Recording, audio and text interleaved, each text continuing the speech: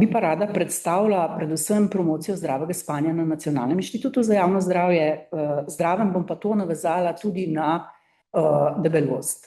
Torej, urejeno spanje je osnovna človekova potreba. To zdaj govorimo v resnici tako, da in promoviramo, da verjamem, da velik del splošne javnosti to že ve in da tudi ve, da to spanje ni napaka evolucijska narave, ampak v resnici spanje ljudje potrebujemo za svoje preživetje.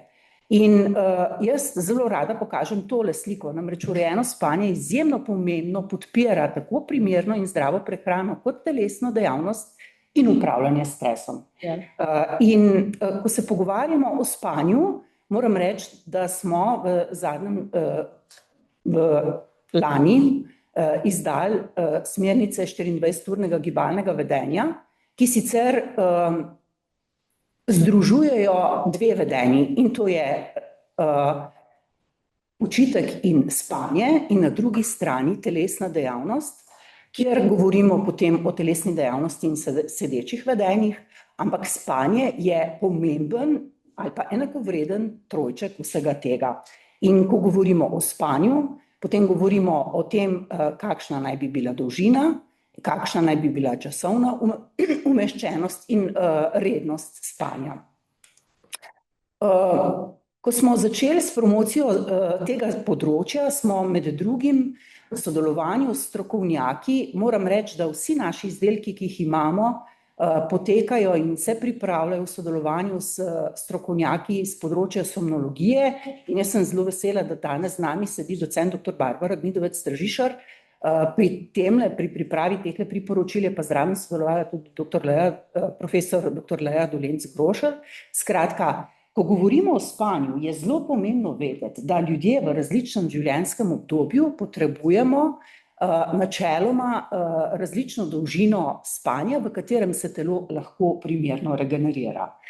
In za našo splošno populacijo se nam zdi pač ena taka priporočena dolžina spanja kar primeren pedagoški pripomoček, s katerim lahko razlagamo, ko govorimo o tem, kaj pomeni za mladostnika primerna dolžina ali pa za odraslega ali pa starejšega odraslega. In naj povem, da recimo naši najstniki, stari od 14 do 17 let, naj bi spali 8 do 10 ur. Tu si recimo zapomnite, odrasli pa od 7 do 9 ur, starejši odrasli 7 do 8. Ampak predvsem pri najstnikih, kjer ugotavljamo, da so statistike, raziskave kažejo, da naši najstniki so kronično nenaspani, imejte v mislih, da je to kar lep del 24 ur.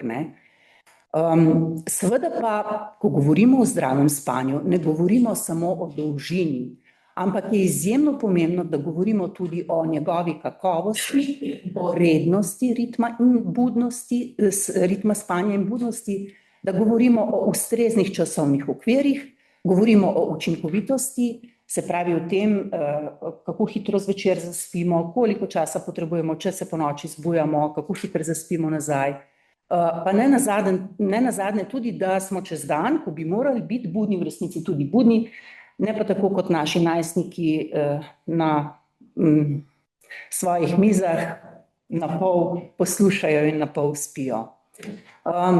Zdaj bom pa samo preletela, ker se mi zdi, da kljub temu, da gremo potem predstavljati ene druge poudarke, je prav, da govorimo o tem, da je spanje za otroke izjemno pomembno, da vpliva na rast in njihov telesni, čustveni in duševni razvoj, da je spanje pomembno pri rasti in razvoju telesa zaradi rastnega hormona, zato med drugim otroci potrebujejo več spanja kot odrasli, da je spanje izjemno pomembno za delovanje možganov, namreč možgani med spanjem utrjujejo to, kar so se otroci čez dan naučili, da je spanje izjemno pomembno in pri učinkovitem boju tako pri nalezljivih kot pri nenalezljivih boleznih, da je spanje izjemno pomembno pri čustvenem ravnovesju otrok. Otroci, ki so naspani, namreč lažje nadzorujejo svoja čustva, več energije za igro in telesno dejavnost imajo, če so naspani, hkrati pa spanje pomembno vpliva na uravnavanje presnove, se pravi tako količine inzulina kot glukoze v krvi, na tek posameznika, se pravi njegovo telesno težo posredno, potem tudi, pa tudi na mikrobiom. Zdaj sem to samo preletela, namreč zdi se mi prav, da če govorimo o spanju in debelosti, imamo v mislih to, da je to področje izjemno široko in da bomo zdajle pogledali samo en majčken delček javnega zdravja, da pa je kljub temu povezava med spanjem in debelostjo pri otrocih in mladostnikih kar dobro raziskano področje in da raziskave konzistentno kažejo, da je pomanjkanje spanja vpliva na hormonsko ravnovesje. Predvsem bi rada izpostavila ta povišan grelin, se pravi hormon lakote, ko imajo otroci, ki niso naspani, ves čas občutek lakote, kar pa potem seveda poveča tudi vnos kalorij in pa tveganje za debelost. Krajše spanje, raziskave so spodaj navedene, kažejo, naredila sem namreč en krajši pregled raziskav v zadnjem času, zdelo se mi je prav, krajše spanje pomembno poveča tveganje za prekomerno maso otrok pri dojenčkih, otrocih in mladostnikih. Prav tako vsaka dodatna ura spanja na noč torej je povezana z nižjim body mass indeksom in manjšim letnim prirastom telesne mase. Tudi tukaj pa gre za poudarek, da ne gre le za dolžino, ampak da je pri mladostnikih, ki so prekomerno telesno prehranjeni, povezano tudi pozno uspavanje, neenakomerne ure spanja, slabša kakovost spanja in več motenj spanja. Dolgotrajno pomanjkanje ali pa slaba kakovost spanja je povezana z nezdravimi prehranskimi navadami, to kažejo tudi raziskave, predvsem z večernim oziroma poznim hranjenjem, daljšim časom pred zasloni, manj telesne dejavnosti, kar seveda potem dodatno povečuje telesno težo. Sistematični pregled pa poudarja tudi, da je dobra higiena spanja pomemben, spremenljiv dejavnik življenjskega sloga, ki lahko pomaga pri preprečevanju debelosti. In tole je sicer ena kratka razpredelnica, kjer sem povzela vsa ta spoznanja v zadnjem času, nekako pa rada rekla predvsem tole. Dovolj dolgo in kakovostno redno usklajeno spanje pri otrocih in mladostnikih povezano s manjšim tveganjem za debelost, kažejo raziskave. Predvsem prek vpliva na prehranjevanje, telesno dejavnost in hormonsko uravnavanje apetita. Ko pa pridemo do tega, bi pa mogoče izpostavila HBSC, to je študija, ki je bila narejena 2022, ne samo v Sloveniji, ampak tudi v evropskih državah, ki je pokazala, da nekaj več kot tretjina 11- in 13-letnikov in manj kot petina 15- in 17-letnikov spi skladno s priporočili o dolžini njihovega spanja. Kar pomeni, še en dokaz več, naši otroci so kronično nenaspani, trendi pa kažejo, da je odstotek mladostnikov, ki spijo v skladu s priporočili, torej da se znižuje in da je vse nižji.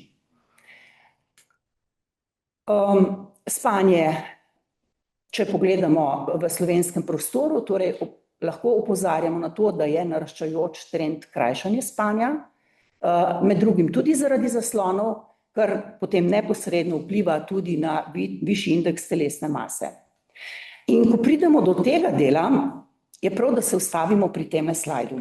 Namreč izjemno pomembna so naša vedenja in vedenja. Vedenja o tem področju, vedenja o tem, da je spanje izjemno pomembno področje, ki v enem delu podpira zdravo telesno maso otrok in mladostnikov, da pa ne smemo spregledati tega, da je promocija zdravega spanja le delček vedenj o zdravem spanju otrok in mladostnikov, da imajo naši somnologi izjemno veliko znanja, da imamo na srečo v naši sredi priznano evropsko somnologinjo, ki bi o tem znala zdaj povedati še bistveno več od mene, da pogosto spanje motijo različne bolezni, kar okoli 90 jih je, ki ne samo, da potrebujejo primerno diagnostiko ob primernem trenutku, ampak tudi v nadaljevanju primerno zdravljenje. Hkrati pa je pomembno vedeti tudi to, da na spanje pomembno vplivajo vedenja, da je to spremenljiv dejavnik življenjskega sloga, na katerega lahko vplivamo, da pa nanj ne moremo vplivati samo z našimi osebnimi pristopi, ampak na ta vedenja močno vplivajo tudi okoljske zahteve in družbeni standardi, v katerih živimo. In to je tisto, kar je prej doktor Stražišarjeva tako izpostavila, ne? Tudi mi smo delali raziskavo na Dolenjskem 3 leta nazaj v svetovnem dnevu spanja in smo ugotovili, da naši belokranjski otroci, ki prihajajo v srednjo šolo, vstajajo ob 4:30, 5 zjutraj. To je tako, kot da bi jaz vsak dan vstala 2:30 zjutraj in šla v službo. Hkrati pa raziskave kažejo to kronično nenaspanost, ki verjamem, da dodatno otežuje življenje naših najstnikov, ampak zato, da se bo naredil en družbeni premik, pomeni, da se moramo povezovati medinstitucionalno, povezovati medsektorsko, da je prav, da o spanju zelo veliko vemo, veliko raziskujemo, to je področje, ki je slabo raziskano, in da hkrati vsa ta vedenja v družbenem konstruktu sprememb pripeljemo skupaj ob določenem trenutku in premaknemo to, kar zdaj pomeni stopicljanje skoraj na mesto, ne. Z željo, da bi izboljšali, bom rekla, splošno promocijo tega področja, nas je lansko leto doktor Stražišarjeva povabila k sodelovanju, takrat se je obeleževal prvi Evropski dan pižam, letos 6. marca bomo obeleževali drugi Evropski dan pižam pod sloganom Spanje si zasluži pozornost, prav tako pižame. Vabim vas, da ta dan pridete v službo, po nakupih, v šolo, v pižamah. Moram reči, da lansko leto je bil odziv v Sloveniji izjemno dober.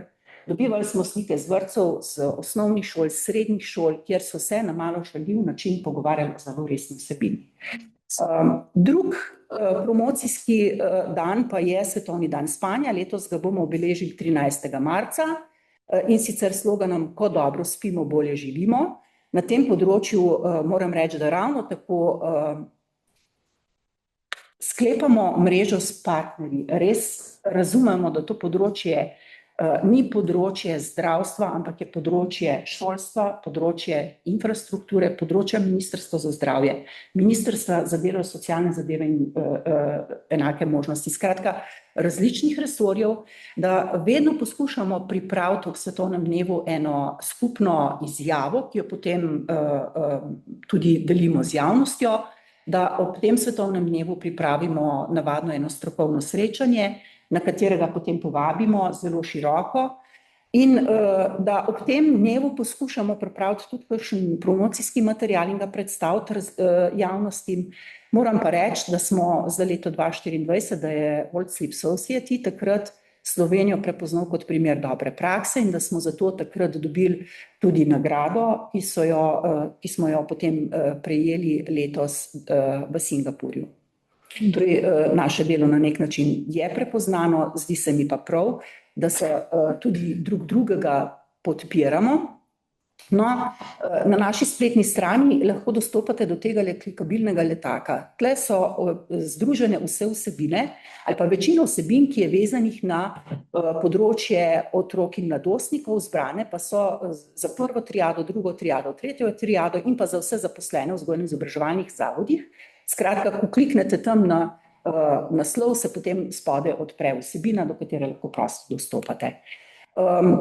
Rada bi mogoče rekla samo še to, da pri otrocih je izjemno pomemben tisti čas uspavanja, to, da otroci razumejo, da se dan zaključuje, da se družina nekako odpravlja spat, da s tem ne bojo nič zamudili, da je izjemno pomembno zavedanje, da iz majhnih spalcev rastejo veliki spalci in če bomo znali svoje otroke primerno vzgajati potem z zgledom in bomo mogoče dali na pot tudi prave napotke, družina je namreč izjemno pomembna pri ustvarjanju teh navad in da je pred spanjem mogoče lahko to branje en moment, po katerem se družina lahko dobro poveže, da se seveda ne priporoča nobenih zaslonov, da se zaslonski čas zmanjšuje, ampak branje knjig ali pa poslušanje zvočnic pa vseeno je en primeren način prijetnega uspavanja.